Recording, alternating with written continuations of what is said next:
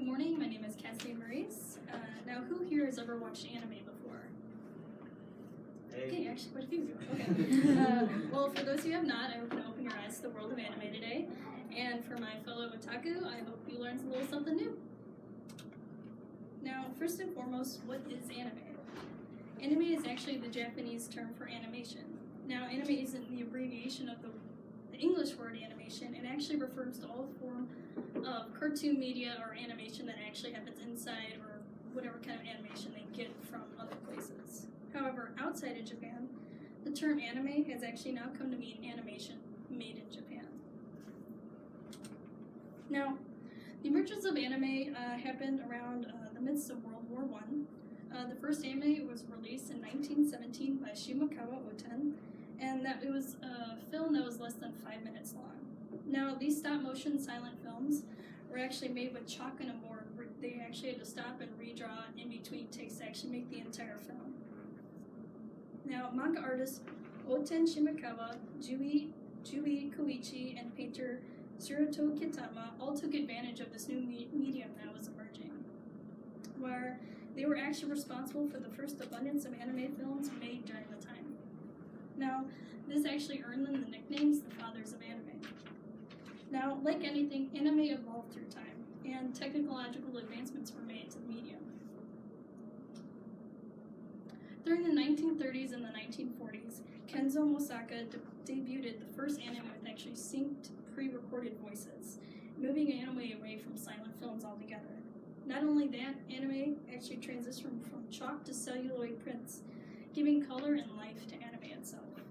However, during this time, anime was actually in a financial divot, and studios actually had trouble keeping afloat during the time.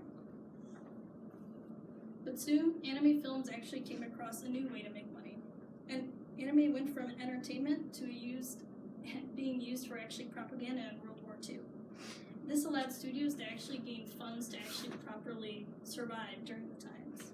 Now, leading us to the 1980s to 2000s, which became known as the golden age of anime, we actually saw a huge explosion in genre and interests. The implementation of the VHS tape actually enabled anime to actually reach far and wide across all continents. Shows like Cowboy Bebop, Death Note, and Mushishi, Dragon Ball Z were only just some of the few golden age anime, but if I were to stand here all day, you wouldn't be able to get through them all. However, through this evolution from 1917 to 2020, anime has developed its own styles, genres, and symbols that makes anime anime. Now, what distincts these styles is basically the exaggerated emotion and physical features that makes actually a clear distinction of how this actually is an anime. Now, these exaggerations express the personality and emotions of the character's inner life. Basically, they want to depict the inner life of the character instead of actually focusing on the realism and trying to depict that of the character. However, another feature that adds to the character's emotion is anime's unique visual language. This is only just some of them, to name a few. There's actually quite a bit, but I just decided to choose these 6 because they're probably one of the most common that you see. Sparking rivalry. This mostly takes the phrase literally.